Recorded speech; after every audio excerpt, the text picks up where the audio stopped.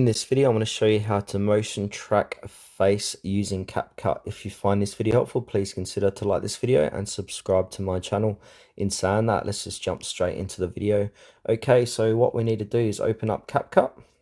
Now from here, we can continue on with an old project or click on a new project. For this demonstration, I'm going to upload a new project. I'm going to choose this video here. So I want to track her face in this video. So I'm going to click add. And now once the video has been uploaded to Capcut, click on the video. And now at the bottom of the page here, we need to click on camera tracking, which is kind of near the middle. And then we got camera tracking again.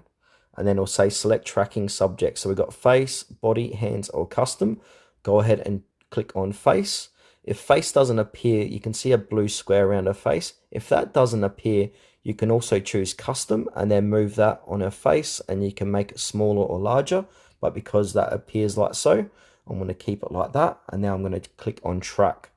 And now I'm going to let that load.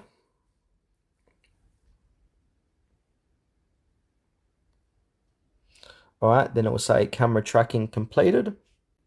From here, we can rotate. We can choose to rotate. I'm going to keep this at around 19 to 20. I'm going to keep it on about 19. You can choose to fit canvas if you like, or unfit it. So I'm going to choose to fit canvas. Keep face size. You can enable that or disable it, just a matter of opinion. And you can also blur canvas if you like. And then once you're done, click on the tick button. And then if I press play, it's going to camera track her face.